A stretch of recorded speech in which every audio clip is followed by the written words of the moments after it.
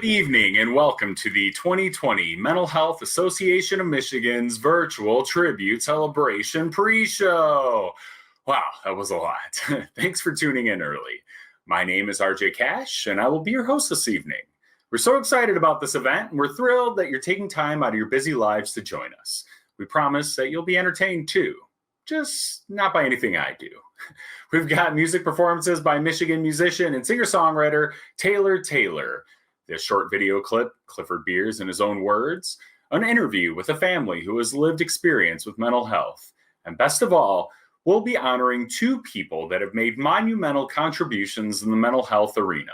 Michigan State Representative Mary Whiteford and CEO of Integrated Services of Kalamazoo, Jeff Patton.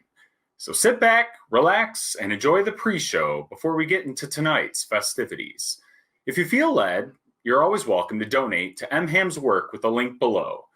That's www.mha-mi.com/members-sponsors.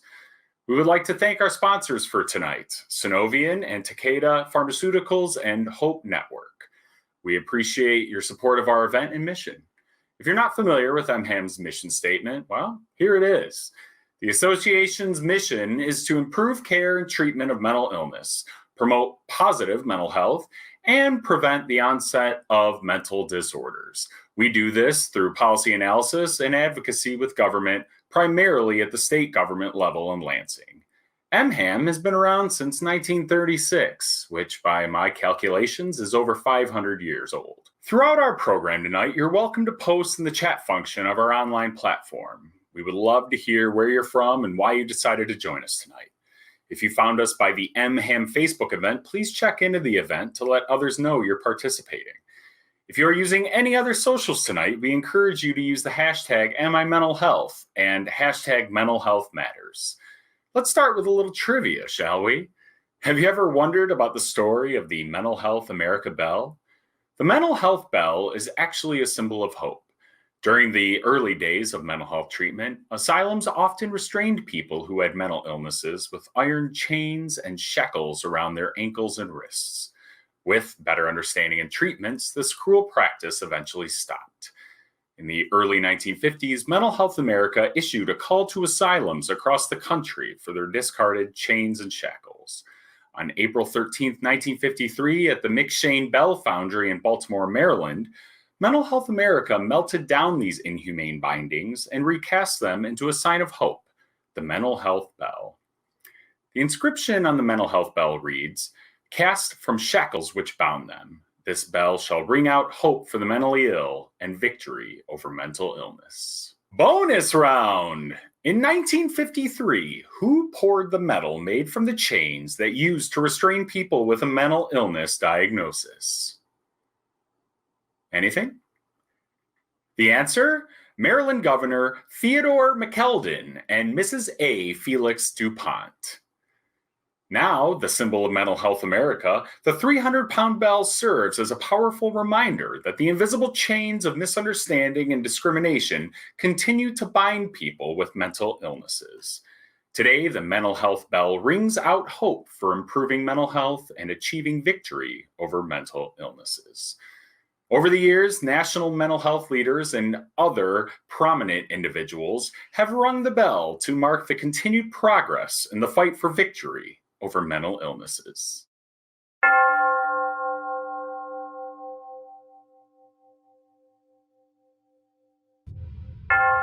For a century now, Mental Health America has had the support and recognition of many United States presidents. The organization began with one man's dream: to stop the inhumane treatment of people with mental health conditions and to change the way our nation views those with mental illness. Dear Governor Roberts, my name is Clifford W. Beers.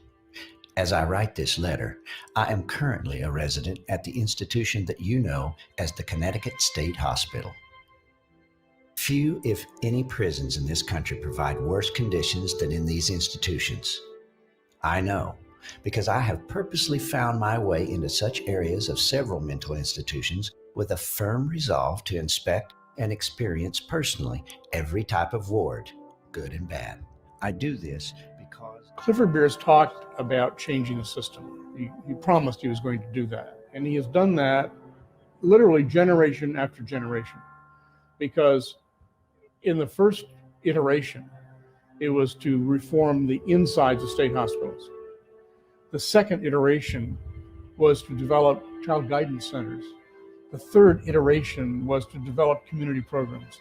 And then so on through varieties of iterations, all of which have said basically one thing: recovery is an option. Getting a life is an option.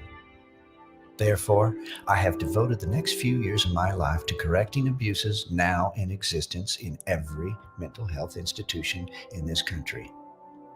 Clifford Beers started a movement that continued after his death, a movement to change the face of mental health care. In 1953, Mental Health America issued a call for the inhumane shackles and restraints that were once used to bind patients with mental health conditions. From across the country, those hideous devices arrived and were melted and forged into a bell that would forever ring out hope and victory over mental illness.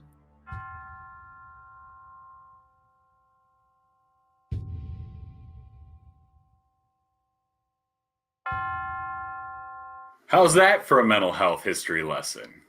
We hope you learned a few things you may not have known before. At MHAM, we know that mental health matters every day. You know what? My voice is annoying. Even I'm getting tired of it. Let's switch up the vibe with some musical entertainment with Michigan-based musician and singer-songwriter Taylor Taylor. Taylor is 23 years old from Lansing, Michigan, and moved to Los Angeles, California to continue to grow her musical talents and career. She is a huge mental health advocate and voice for young adults. Her family has firsthand experience with mental health conditions and knows how it can affect families. She has joined us tonight to support MHAM's event. She'll be singing a cover, Put Your Records On, by Corinne Bailey Rae. Fun fact, Taylor won her very first talent show performing this song when she was 14 years old and used the contest winnings to buy her first nylon string guitar, which she still uses to this day. Take it away, Taylor. Good evening, everyone. My name is Taylor Taylor. I'm a singer and songwriter from Lansing, Michigan, and moved to LA a little over 2 years ago. Thank you so much for having me at your tribute celebration. I'd like to take a moment to thank some of our sponsors: Hope Network, Takeda Pharmaceuticals, and Synovian Pharmaceuticals. 3 little birds sat on my window, and they told me I don't need to worry. Well, summer came like cinnamon, so sweet. Little girls double dutch on the concrete. Maybe sometimes we've got it wrong, but it's alright. The more things seem to change, the more they stay the same. Oh, don't you hesitate, girl, put your records on. Tell me your favorite song. You go ahead, let your hair down. Sapphire and faded jeans, I hope you get your dreams. Just go ahead, let your hair down. You're gonna find yourself somewhere, somehow.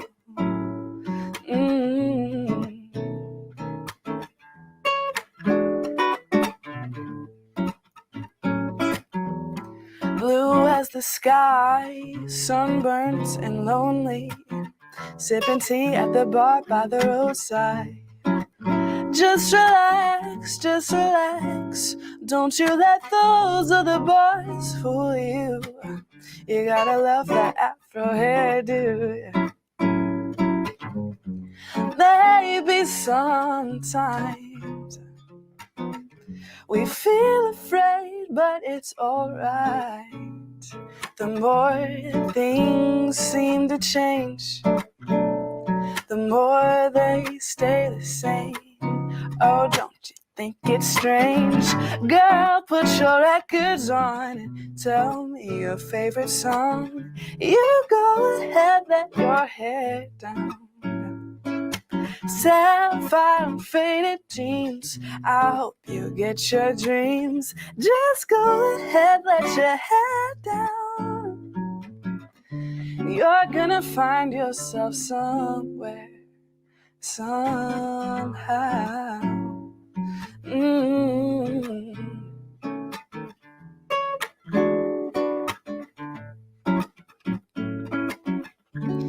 You're gonna find yourself somewhere, somehow.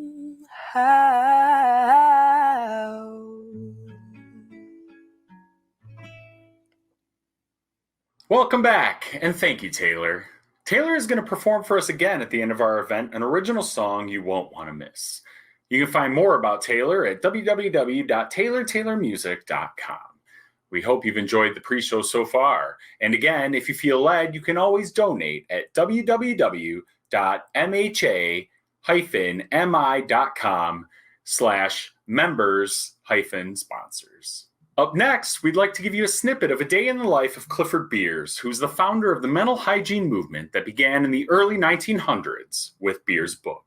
The term mental hygiene had been suggested to Beers by Adolf Meyer and enjoyed a quick popularity thanks to the creation in 1909 of the National Commission of Mental Hygiene.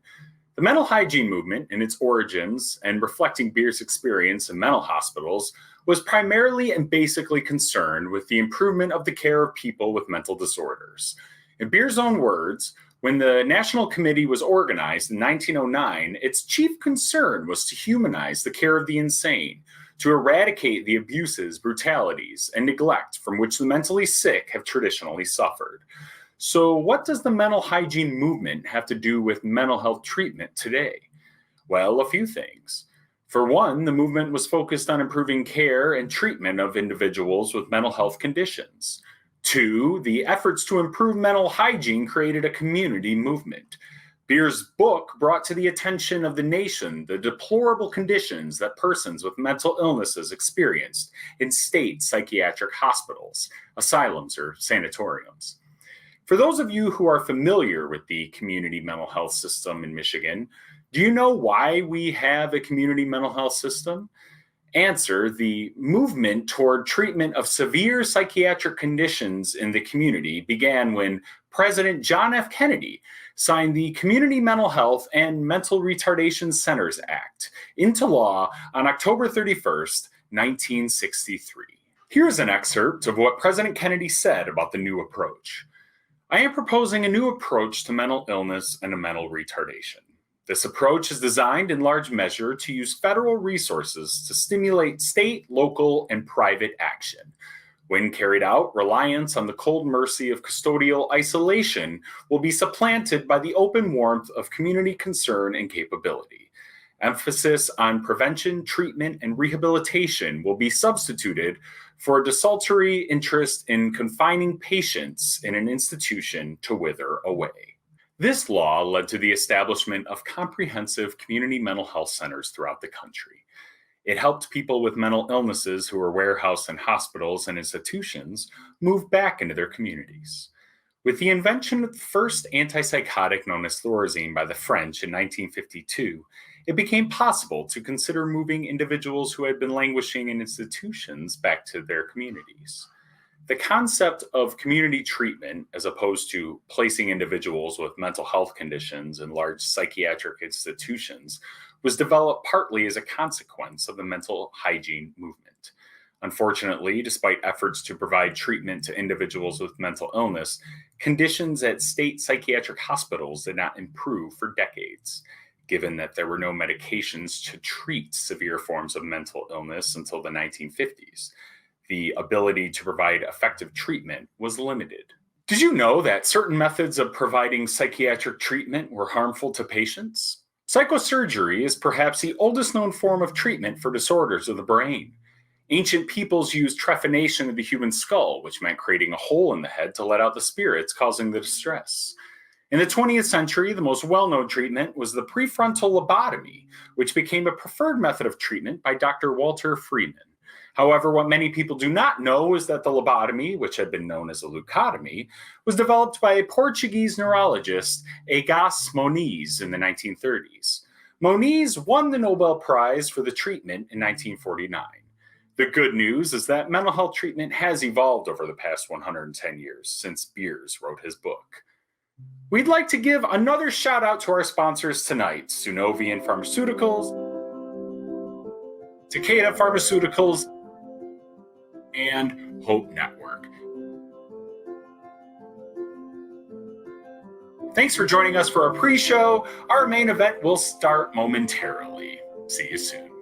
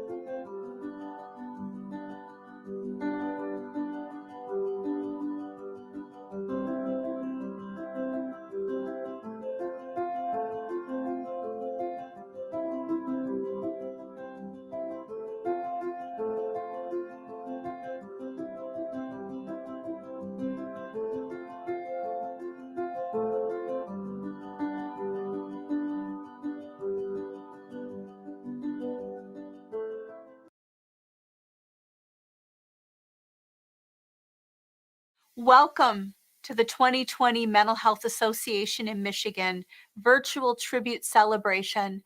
I am Marianne Huff, President and CEO of the Mental Health Association in Michigan, better known as MHAM. Tonight, we are hosting the first ever virtual tribute celebration event. Like so many other nonprofits, MHAM is using technology to keep connected and to host its annual event. Thank you all for taking the time to join us for this annual celebratory event as we honor some amazing Michigan mental health advocates, learn a little bit more about MHAM's history, and hear from someone who has firsthand experience with the impact that mental illness has upon family members. We think that you will find this event and this evening to be both interesting and educational. We hope that you find it to be thought-provoking as well. I would also like to thank our sponsors for tonight's event, Synovian Pharmaceuticals, Takeda Pharmaceuticals, and Hope Network. They continually support the good work that MHAM does, as do all of you. Here are a few ways you can support MHAM.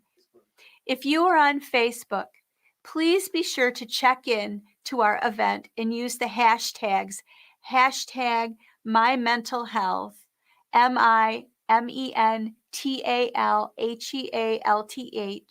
and #MentalHealthMatters, #MENTALHEALTHMATTERS on your socials.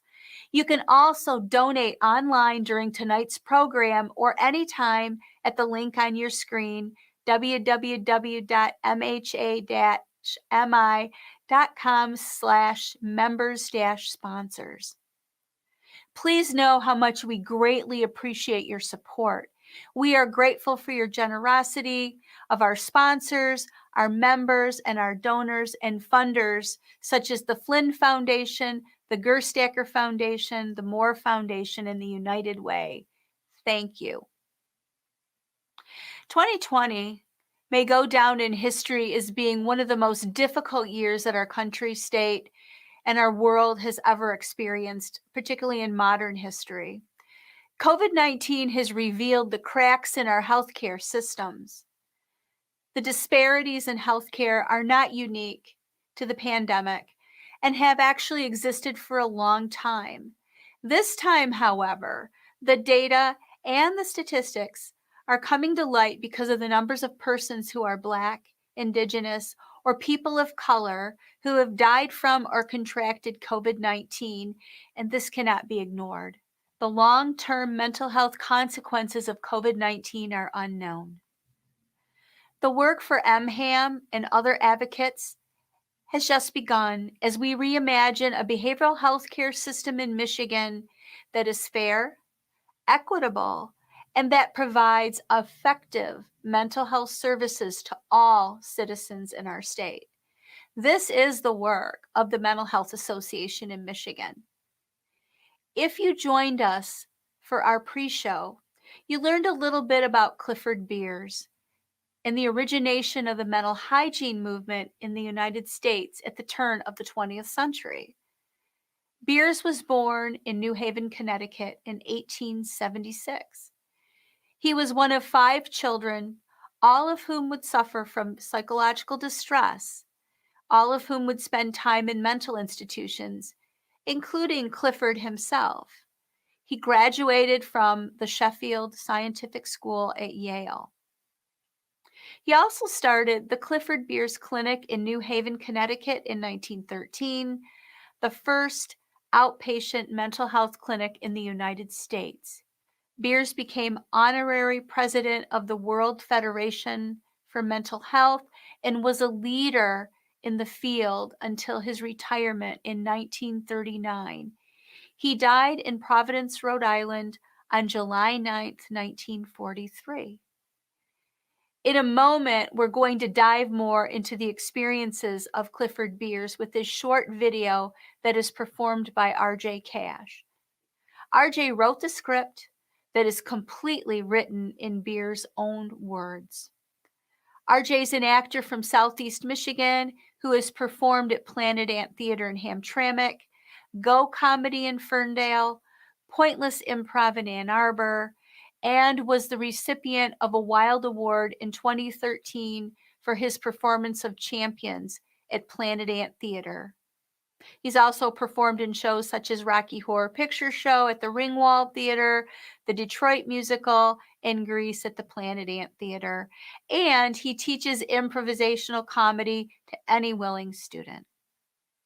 Thank you, RJ, for sharing this video with us. And now, here's Clifford Beers in his own words.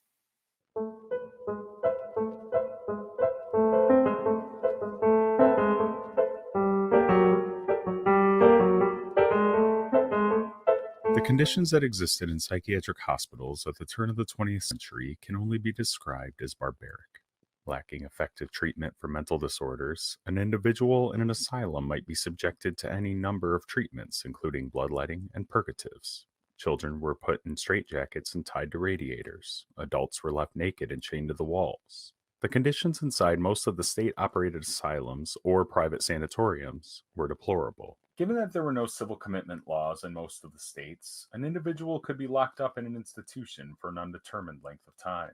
Funding for these institutions was left to the states, who often did not have the ability to provide treatment, let alone custodial care.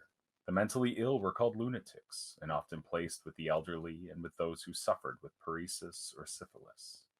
It was during this period of time that Clifford Beers, a man who began the mental hygiene movement in the United States, found himself inside a sanatorium because he experienced significant symptoms of depression. In his own words, Beers explains what happened to him and why he chose to become a mental health advocate.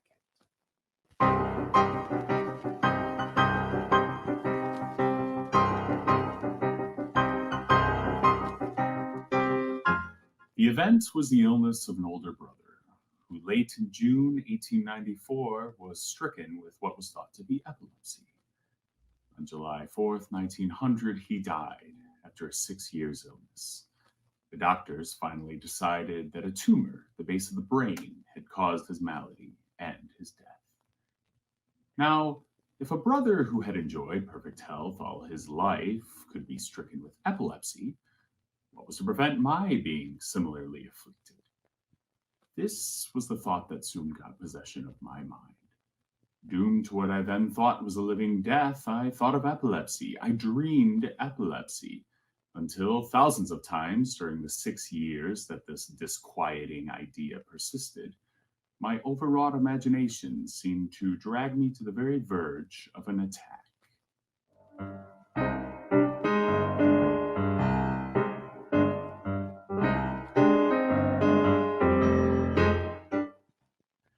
I remember distinctly when the break came. It happened in November 1895 during a recitation in German. That hour in the classroom was one of the most disagreeable I ever experienced. It seemed as if my nerves had snapped, like so many minute bands of rubber stretched beyond their elastic limit. As was to be expected in my case, this illness seriously depleted my vitality and left me in a frightfully depressed condition. A depression which continued to grow upon me until the final crash came on June 23rd, 1900.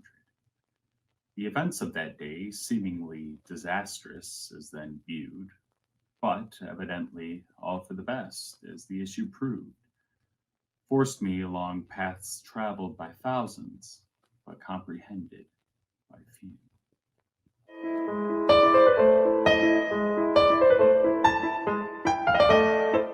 She had probably descended one of 3 flights of stairs when, with the mad desire to dash my brains out on the pavement below, I rushed to that window which was directly over the flagwalk. With my fingers, I clung for a moment to the sill, then I let go.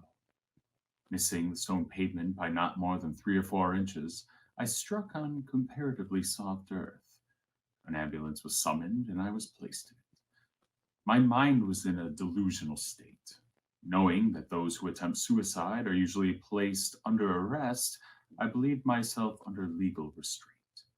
I imagined that at any moment I might be taken to court to face some charge lodged against me by the local police.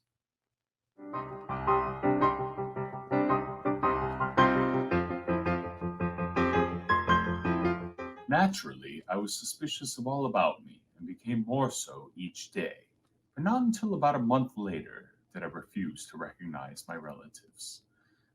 It was my eldest brother who looked after my care and interests during my entire illness. Finding myself still under surveillance, I soon jumped to a second conclusion, namely that this was no brother of mine at all. After remaining at home for about a month, during which time I showed no improvement mentally, though I did gain physically, I was taken to a private sanatorium.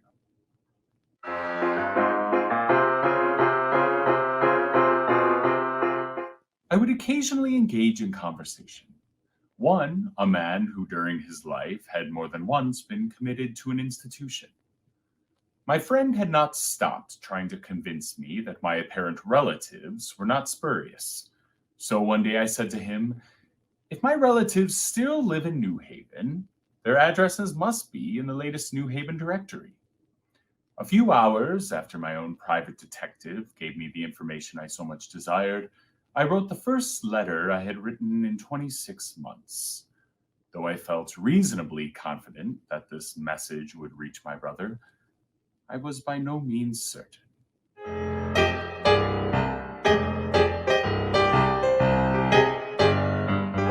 The person approaching me was indeed the counterpart of my brother as I remember him.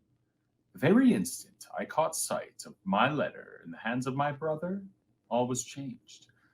The thousands of false impressions recorded during the 798 days of my depression seemed at once to correct themselves.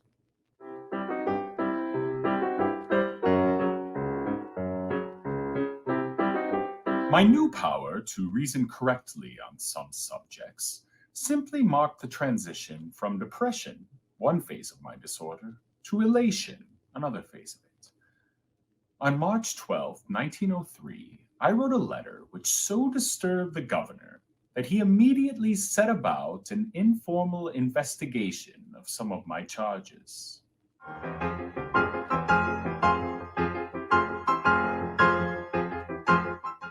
First, I assailed the management of the private institution where I had been straitjacketed.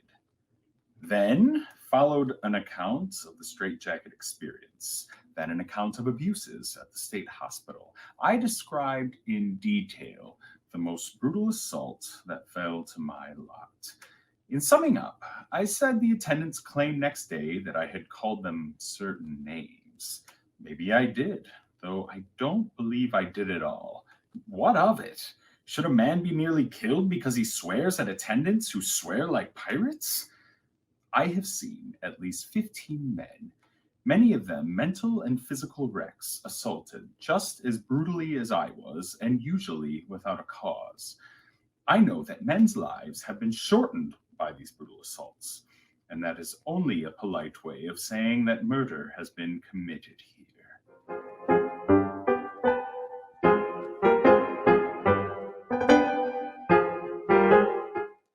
On leaving the hospital and resuming my travels, I felt sure that any one of several magazines or newspapers would willingly have had me conduct my campaign under its nervously commercial auspices. But a flash-in-the-pan method did not appeal to me. Those noxious growths, incompetence, abuse, and injustice, had not only to be cut down, but rooted out. Therefore, I clung to my determination to write a book, an instrument of attack, which, if it cuts and sears at all, does so as long as the need exists.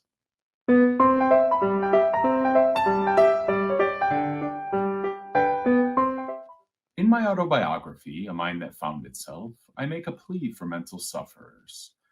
But the story of the work that followed in behalf of those sufferers is now to be told. Though I call this story the mental hygiene movement, it might not inappropriately be entitled The Romance of Work.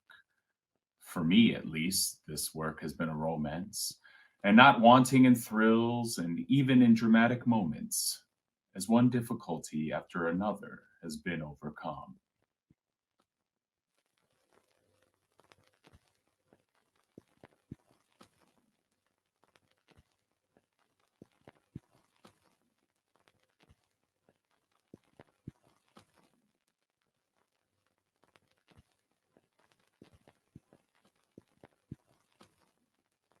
Thank you, RJ, for that informative and inspirational segment about Clifford Beers. What I appreciate about your video is the emphasis that Beers placed on advocating for better mental health care and custodial treatment for individuals with mental health conditions. The Mental Health Association in Michigan would not be in existence apart from Clifford Beers.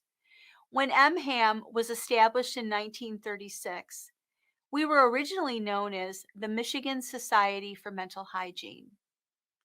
One of our main objectives at MHAM is to advocate for public policy initiatives at the state level that will increase access to quality mental health supports and services for adults and children who need them. Part of our mission includes the eradication of stigma. Even though it is 2020, there remains a fair amount of stigma about what we term to be mental illness. Stigma persists even though we know a lot more about how the brain works than ever before. And despite this increased knowledge and understanding, those with conditions such as schizophrenia, bipolar disorder, and schizoaffective disorder remain feared and frankly often misunderstood. Our main reason for gathering virtually tonight, however, is to honor two Michigan individuals who have paved the way for those with lived experience and their loved ones. Tonight, we are honoring Michigan State Representative Mary Whiteford. We are also honoring CEO of Integrated Services of Kalamazoo, Jeff Patton. Mary Whiteford is a state representative who I consider to be a mental health champion for individuals in Michigan who struggle with behavioral health conditions. I had the privilege of knowing Mary before she was a legislator and when she served on a community mental health board. The work that Mary has done on behalf of Michiganders with mental illness over the past 5 years has really been incredible. Her focus is on increasing the array of services for adults and children who struggle with behavioral health conditions. She's also responsible for the creation of the first ever statewide crisis line called MICAL or MyCal. Representative Mary Whiteford was first elected to serve the 80th District in the Michigan House of Representatives in March of 2016. Representative Whiteford serves as the chair of Health and Human Services Appropriations Subcommittee for the 2019 through 2020 legislative term. She also serves as a member of the Health Policy Committee, the Appropriations Committee, and the Appropriations Subcommittee on Joint Capital Outlay. Mary earned a Bachelor of Science in Nursing from Northern Illinois University. She worked in a pediatric neurosurgery unit before working in a pediatric emergency unit. In 1997, she started an accounting business with her husband, Kevin. They now run their own financial planning firm. Welcome, State Representative Mary Whiteford.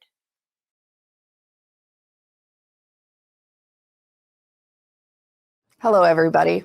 I'm State Representative Mary Whiteford, and it is an honor to be invited to be a part of the Mental Health Association of Michigan's event today.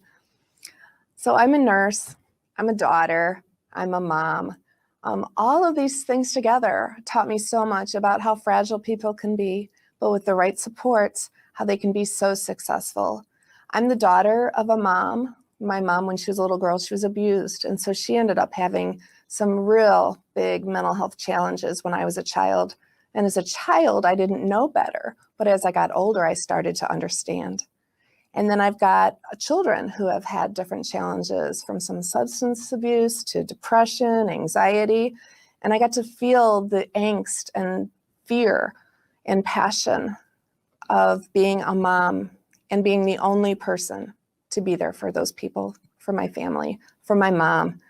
And that's where I learned how to be an advocate. In my nursing role, I saw children who had mental illness and challenges, and seeing the angst and the fear and the frustration.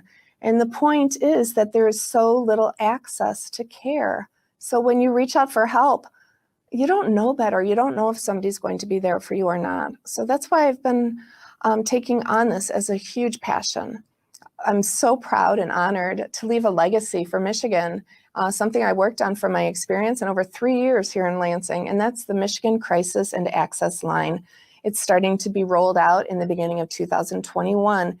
And what this means is anybody who needs help, from very mild symptoms that a family sees where they want to find help for their loved one, to somebody who's in a terrible crisis, to our psychiatric beds and where to go if somebody does need that, to crisis units, which I have a bill up in the Senate right now to establish freestanding crisis stabilization units. I also have a bill that was actually up today, and that's to help children who don't need the intense environment of a psychiatric hospital to more of a transitional setting. So all of these things are getting rolled up as an access point to the Michigan Crisis and Access Line. We can call, there will be somebody there to answer. Police officers can call, ER nurses can call, moms and sisters and dads and family members can call. So I'm working hard to make sure that that continues. I've got great partners in the Department of Health and Human Services, because as you guys know, you can't do it alone. You need to put together your team. And you guys are part of my team. I get to find out what it's like, what you guys are feeling, what families are facing with their children, with their moms, with their siblings, with their spouses. So thank you for being there for me. Thank you for advocating for the people in your lives. Thank you for letting me be part of the puzzle that helps move forward in making sure that people get the help that they need when they need it. I appreciate you, and God bless you all. Thank you, Representative Whiteford, for joining us tonight. We're honored to be donating tonight to your favorite charity, Great Lakes Futures and Solutions Incorporated. We also applaud and celebrate all your work on behalf of the most vulnerable citizens in Michigan. Next up, we honor Jeff Patton, CEO of Integrated Services of Kalamazoo.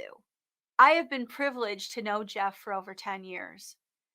I was able to get to know Jeff when he was the CEO of Southwest Michigan PIHP, and Kalamazoo CMH was the prepaid inpatient health plan until 2014. He's always been a consummate advocate for the persons and families served by the community mental health system in Michigan. Jeff is a social worker, a graduate of Western Michigan University. Jeff has a distinguished public service career in public community and mental health. Since 2001, Mr. Patton has led Integrated Services of Kalamazoo, formerly known as Kalamazoo Community Mental Health and Substance Abuse Services. As the Chief Executive Officer, a public county-sponsored community mental health services authority for Kalamazoo County. Jeff's prior positions include Deputy Director of the Mental Health and Substance Abuse Services Administration and Director of the Bureau of Community and Hospital Services within the Michigan Department of Community Health, now known as the Michigan Department of Health and Human Services. In the 1980s, he served as the Executive Director of the Family Health Center, Incorporated in Kalamazoo, and a resident of Kalamazoo County.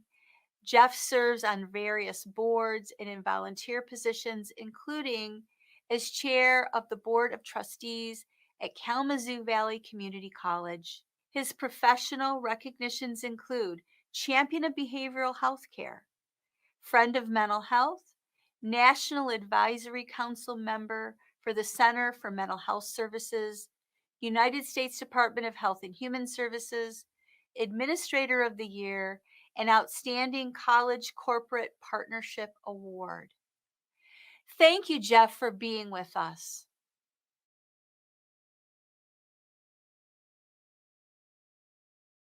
Greetings, everyone. My name is Jeff Patton, and I'm the Chief Executive Officer of Integrated Services of Kalamazoo. And today I extend my sincere appreciation to the Mental Health Association in Michigan to be recognized as part of this virtual tribute celebration of 2020. Such a recognition further supports the years of work and long list of accomplishments of the Mental Health Association of Michigan.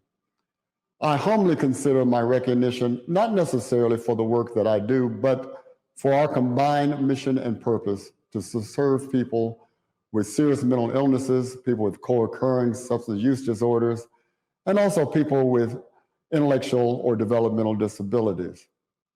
I want to emphasize here that recovery works.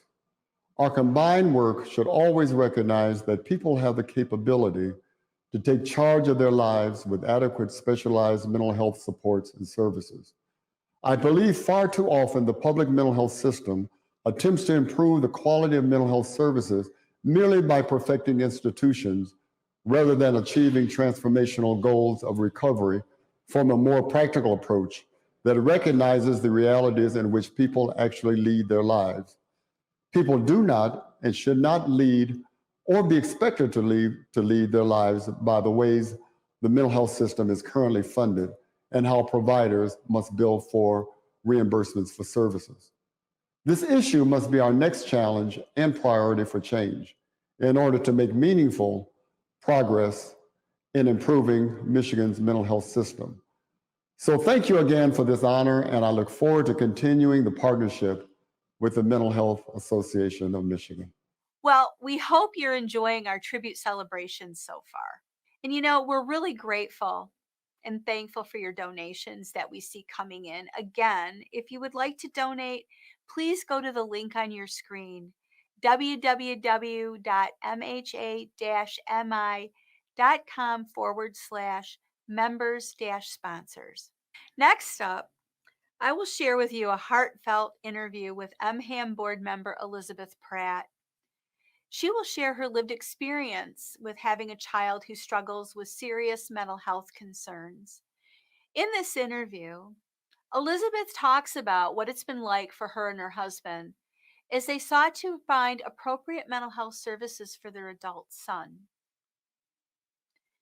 Unfortunately, the community mental health system missed its opportunity to help Elizabeth's son, and the next step was for her son to be engaged with the criminal justice system, which really is where so many individuals with mental health conditions land when appropriate mental health services cannot be accessed. Elizabeth's story is important because it highlights the fact that many Michiganders with the most significant forms of mental health conditions are often unable to get treatment until they find themselves in prison or in jail. Unfortunately, the new psychiatric hospitals are the jails and the prisons. Despite efforts to help individuals with mental health conditions move from institutions to the community, due to a lack of access to care and to public policy that emphasizes jail diversion, many are incarcerated. And you know, there's something inherently wrong with that picture. So, to sort of add some emphasis to this issue, here are some sobering and disturbing statistics from an article that appeared in the Prison Legal News in 2019. In 2018, the Bureau of Justice Statistics reported that 14% of prisoners in state and federal facilities met the criteria for having serious mental health conditions. In local jails, the number was 26%. Only 5% of the population, the general population, meets those criteria, according to the BJS. Mental illness also affects a higher percentage of female prisoners than male prisoners. According to federal data, 40% of prisoners were diagnosed with a mental health disorder between 2011 and 2014. Every year, 2 million people with psychological problems are jailed, based on estimates by the National Alliance on Mental Illness. A 2016 report by the Treatment Advocacy Center found that mentally ill prisoners stay locked up longer, cost more to house, and are more likely to commit suicide and be placed in solitary confinement. The costs of incarcerating the mentally ill are significant. In Michigan, where mental illness afflicts a quarter of the state's 41,000 prisoners, it costs $95,000 a year to house each one, compared to $35,000 for prisoners without mental health problems. For the mentally ill who are not incarcerated, the state spends just $6,000 each per year on average. I feel like if people haven't been directly involved with a loved one with mental illness, that they may not understand the barriers to finding care, the systemic barriers, both in the private system and the public system, and the impact that it can have both on the family and the ill individual. I think there's so many difficulties that people face with mental illness, and it's all too common, but yet there's been such a reluctance in the past to have many of the stories out there in the public eye. Families have in the past been reluctant to share. And so it's nice to have this opportunity to introduce people. And the fact that, families sometimes don't want to talk about what it's like to have a loved one who struggles with a psychiatric condition because, for a long time, people just didn't always talk about it, did they? That's right. For a long time, it was kind of secretive. But now I think our understanding of mental illness has advanced so much. We know that mental illnesses are medical illnesses that may have environmental triggers. And we need to really take that stigma part out of it so that people can speak about their experiences and feel more free to access the help that is available. I guess in our case, our son's behavior really started to change when he was around 23. Okay. And he started having different kind of thoughts, different personalities, much more angry and revved up. There was some paranoia and suspicion. And it became very hard for us to know what we were seeing with him and what would help. We tried to connected him with a therapist, but that was not the real answer at that point. And so without effective help, his situation went the way many families have faced, where an individual with mental illness ends up becoming to the attention of law enforcement and come into the criminal justice system. In part, that's because there's the lack of appropriate care up front. And then criminal justice system is what's left. It's a very sad system, very hard on all involved. What you're saying is that when a person who's struggling psychiatrically can't get appropriate care for whatever reason, then at some point they encounter law enforcement and then they end up getting mental health treatment through the criminal justice system, or how does that work? Well, in our case, we'd been struggling at home, wondering what to do. And my husband and I started to feel threatened. And we considered that whether or not we should get an involuntary order for treatment and evaluation through the probate court. I see. But we were not sure how that would go or how that would affect our long-term relationship with our son. But before we did that, there was an emergency at the house and we called the police. And as a result of that, he ended up convicted of an attempted assault on an officer, which resulted in a first jail term. But shortly after that, we did while he was still in jail, we did file the probate court petition, and he was evaluated and found to be a person in need of treatment and had his first hospital stay at that time down at the Kalamazoo Hospital, State Hospital. And that was helpful. But yet, because he'd been in jail and was still incarcerated, the treatment plan upon discharge from the hospital was simply to return him to jail. And then when he got out of jail, the treatment plan was just to discharge him with maybe a week's worth of medication.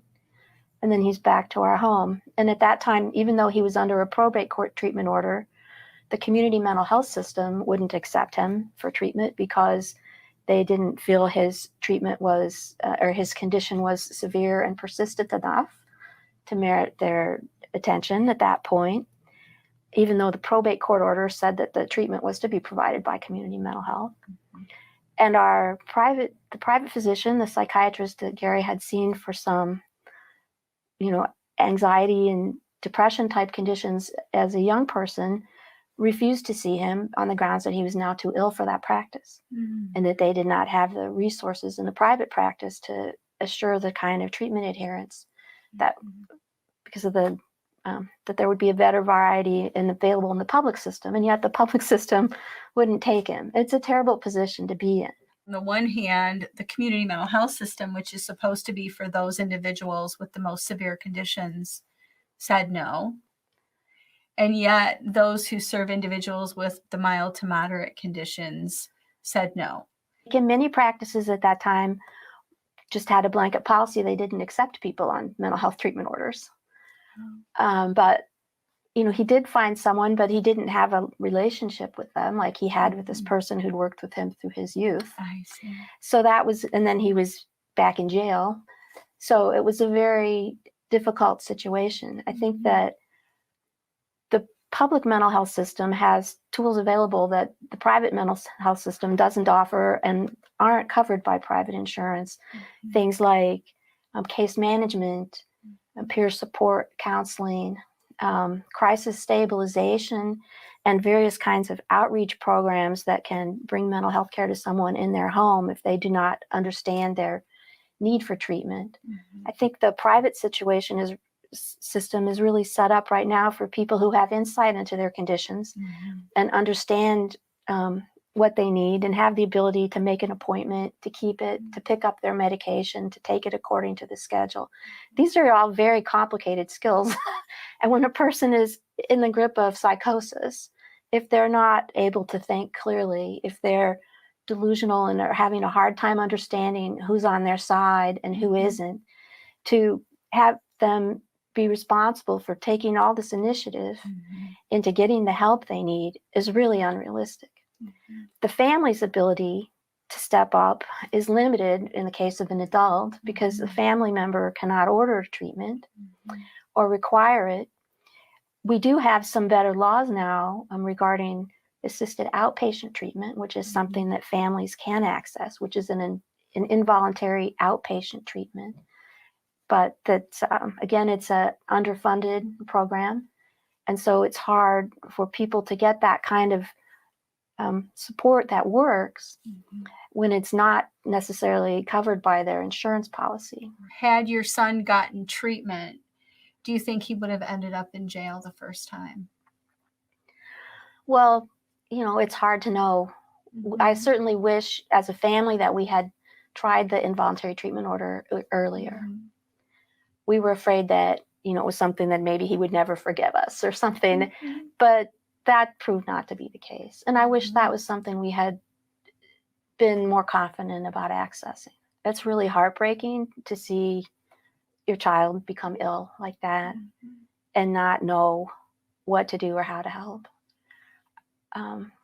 It had a big impact on our family. There was conflict over, what to do, what was the most appropriate thing to do. Could we manage in our home with him together or not? These are all things that were very difficult. I think the stress of all that, I myself then sought treatment for help with depression and anxiety and basically a lot of issues from earlier in my life that came back on me full force under this stress, and I've had a lot of help with that.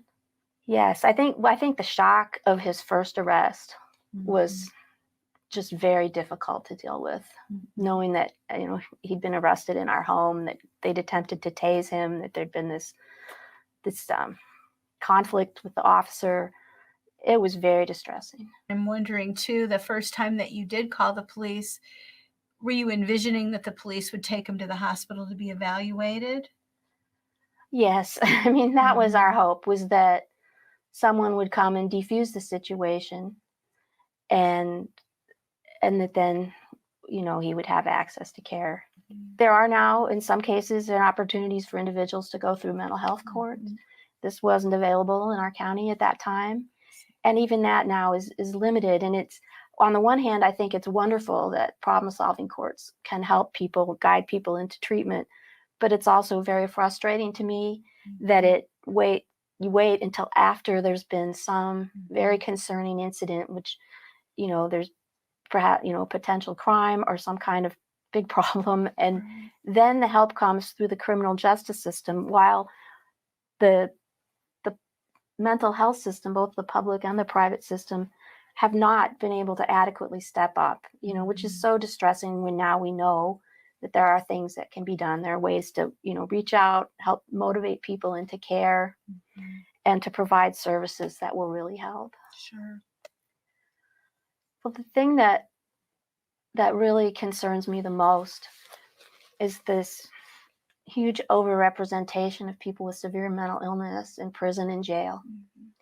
I think that's just a tragedy. I mean, we know that there's a lot of problems with our criminal justice system, in terms of the mass incarceration, particularly of people from minority groups, people of color, and the mentally ill. People with mental illness are also one of the groups that is vastly overrepresented in the incarceration. I think the idea that someone could get an illness like that, and yet the treatment doors are inaccessible to them, and they end up in this punitive environment, which is not set up to be therapeutic. It's just really tragic, I feel. Welcome back, everybody. Thank you, Elizabeth, for having the courage to share your story with us. It's not easy to talk about a topic as sensitive as mental illness in somebody that we love.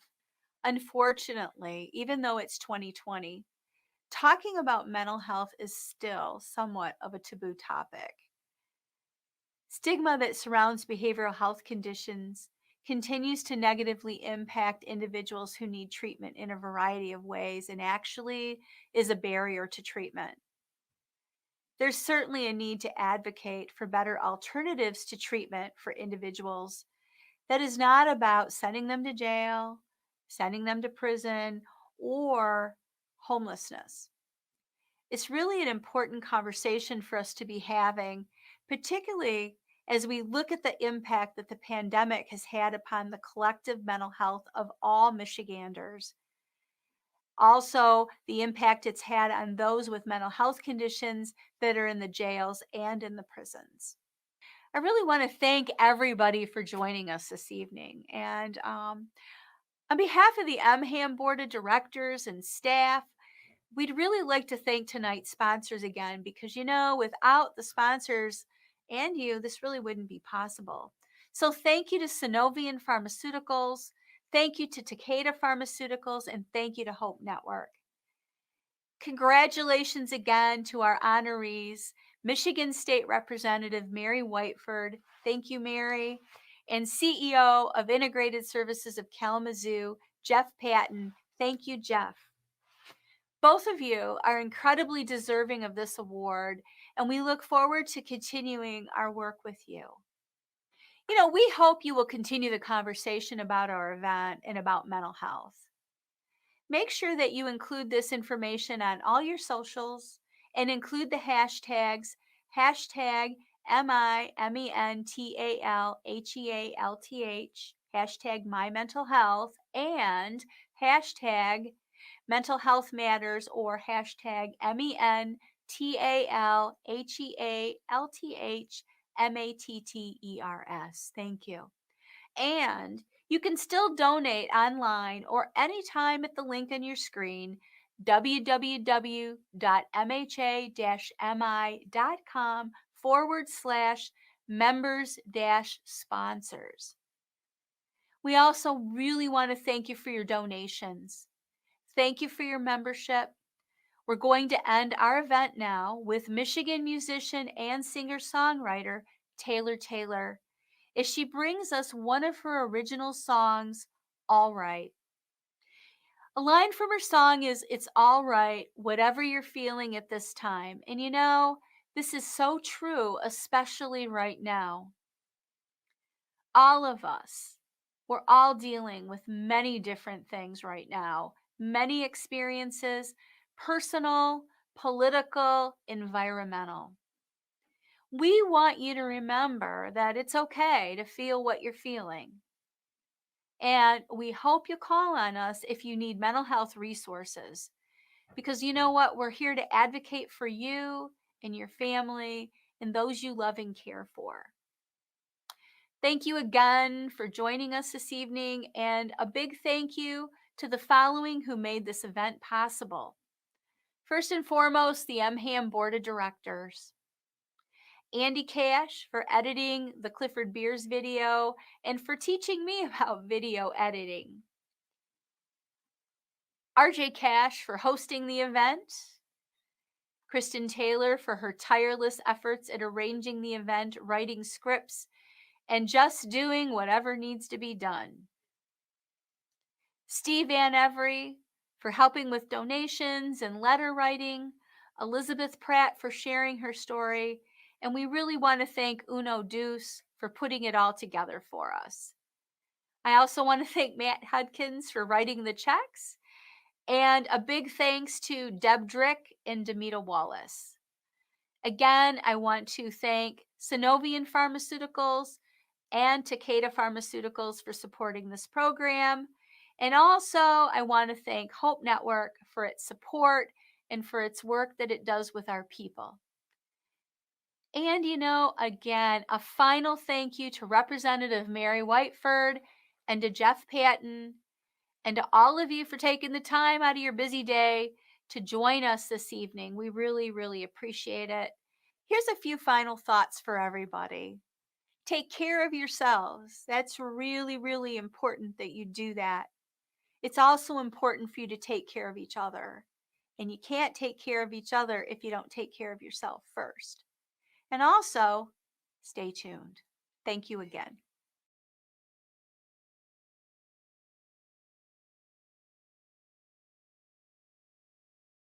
Again, thank you everyone for joining us for the 2020 MHAM Tribute Celebration.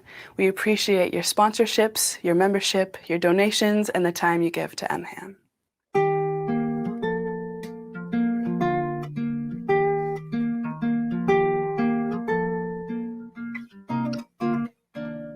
What are you crying for?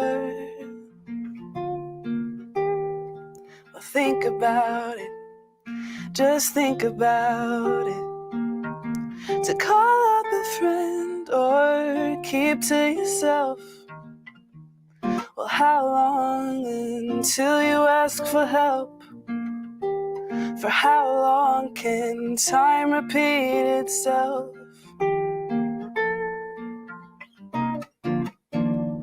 Well, it's alright. Whatever you're feeling at this time. If you're numb and don't feel nothing, it's alright. Whatever you're feeling at this time, it's alright.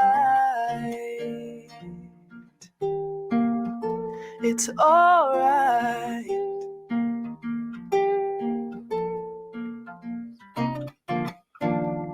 Now you think too much. You're putting yourself under attack. Well, come on, take a step back. You've been here before. You seem to have lost track.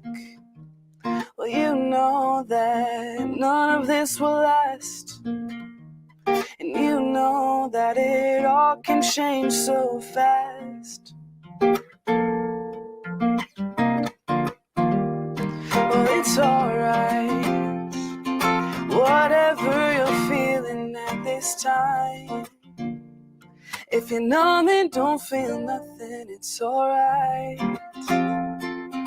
Whatever you're feeling at this time, it's alright.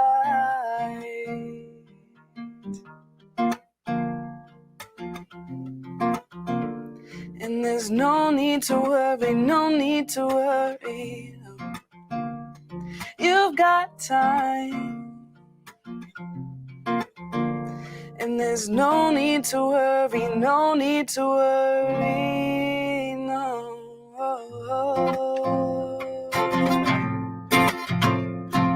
It's alright. Whatever you're feeling at this time. If you're numb and don't feel nothing, it's alright. Whatever you're feeling at this time, it's alright. It's alright.